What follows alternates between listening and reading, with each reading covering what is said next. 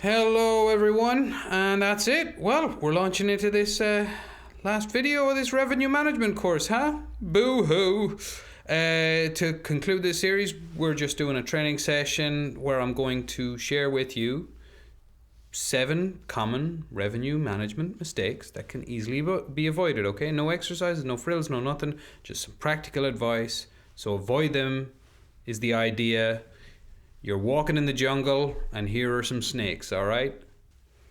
Alright, so the 7 deadly mistakes are selling too early, not changing your prices, implementing intuitive pricing, changing the prices in line with the competition, selling on a first-come, first-served basis, displaying different prices on the same channel, and lastly, lowering prices, alright? So, here we go with the first mistake, selling too early. This maybe contradicts what I said in the previous video when I mentioned last minute promos not being good and planned promos being a good model. But the truth is you have to find the right balance, okay? Selling early is great for ensuring a good occupancy rate, but selling early also means leaving money on the table because guests who book rooms early will of course end up paying less than those who book a little closer to their stay. As you know by now, revenue management is about optimizing both occupancy and income, so you need to find the right time to sell your rooms, all right? So now you know that you don't want to rush into anything. We can cross off this first point. Second big mistake, not changing prices. The aim of revenue management is to be able to apply a pricing strategy to increase your income. So if you plan on continuing to sell at the same prices, you need to redo all the training basically. I mean, no joke. With all the tools and exercises we took the time to do, you have all the resources you need available to you to know when to increase your prices, for which customer segments, or when to apply promos in order to fill your property when you're having a difficult time doing so. If the price of a room is £100 for a night, right? A busy night because of a big sporting event going on in town and all the hotels in the city are full or nearly there and you only have 10 rooms left, guess what? Your rates should be much higher than £100. And if they're not, then guess what? You are leaving money on the table, right? You've underestimated demand. Well done. I know I'm speaking mainly to a fictionalized version of you who didn't learn your lesson, but there you go. Well done. That is what you get. Now, you understand why not changing your prices is a really bad strategy for the profitability of your property. All right, we can cross this second point out. Number 3 mistake, all right, setting up a pricing system according to your intuition. Now, as you have seen throughout the course, revenue management is based on collected data. And as I have already said, numbers do not lie. So why try to imagine scenarios when you can accurately predict what will happen? The lesson here is not to confuse intuition with forecasting. Intuition is based on feelings and cannot be verified, while forecasting is based on analytical reasoning, and it's pretty difficult to argue with. Let's take an example. If one day you say to yourself, I remember that this weekend last year there were lots of people here, so I'll set a very high price for this time this year. Well, you might find your hotel almost empty with a lot of lost revenue. Maybe there was a big event last year, like a concert or a convention, that filled up the hotel and it's not happening again this year. I mean, you'd know if you put the work in, and guess what? Following your gut, I'm afraid to say it, does not fall into the category of work. Seek out the data on spreadsheets and then listen to the force if you want to, but not before.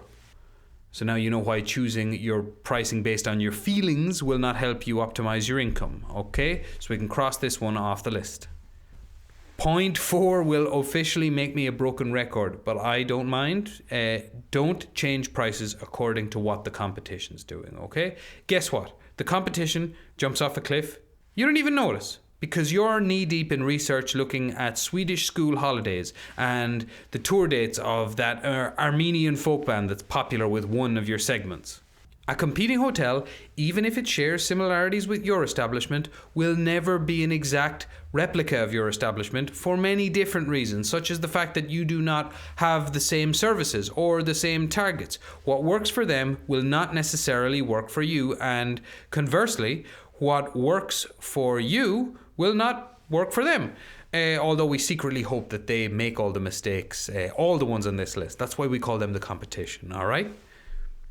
Here's a quick example, a final illustration, if you will.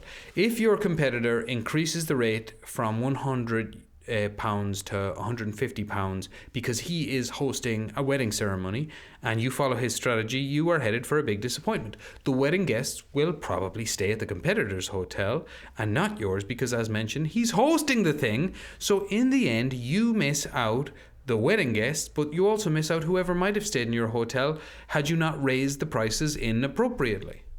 So I'd say that now you understand that aligning yourself with your competitors is not always necessarily the soundest strategy. So we can cross out point number 4. So moving on to the 5th mistake, selling on a first come, first served basis. Do you remember that the motto of revenue management is to sell the right room at the right time to the right customer at the right price? Do you see what I'm getting at? If you sell to the first person you meet, you may not sell at the best time, not to the right customer, and certainly not at the best price. All right?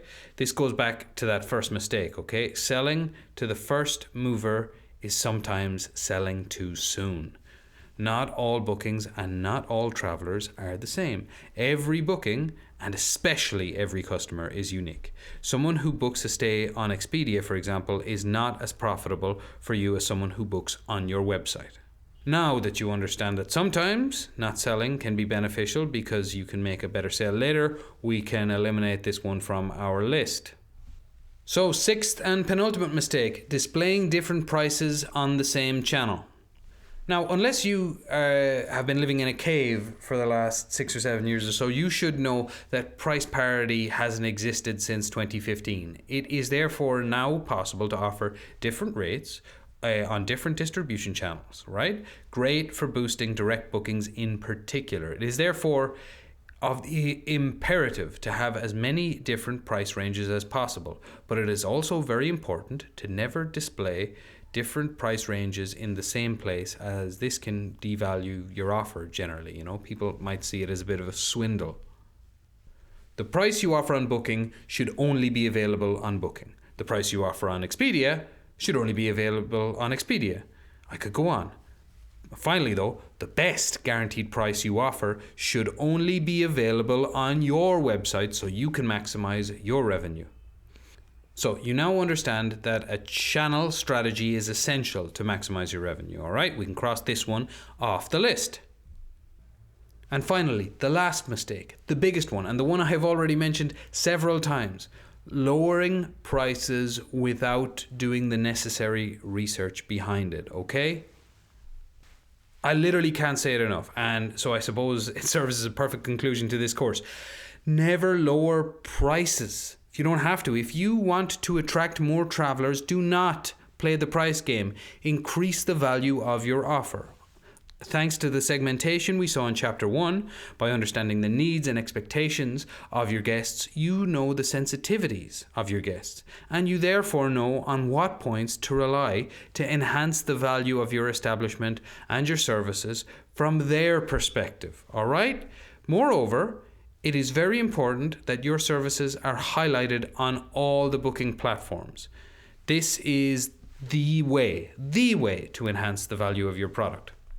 Once your rooms, your services, or even the experience you provide to travelers are highlighted appropriately, you won't need to worry about your prices being too high. You'll need to worry maybe about not having enough rooms, but that's a different point altogether for a different day, right? So don't just dive in and lower your prices and play the price game, okay? Seems desperate. You don't need to do it. Believe in yourself, okay? So now I hope that you are aware that lowering your prices can affect your image and the quality perceived by potential customers. It is better to look for ways to increase your value. So we can cross that one off, and well, we're done with the list of mistakes. And there you have it. Well, with that wonderful last point, I conclude the video and in turn this revenue management course, okay? For this, Chapter 4, we've made some reminder cards available to help you. I was delighted to have you along for these modules, and I invite you to do our other training courses. They're each as valuable and each as wonderful. Thank you all for watching this training. I hope you enjoyed it. I have full confidence it will prove really, really useful to you, okay? Put in the work. Sky's the limit, for real, okay? Have a nice day, guys. Bye.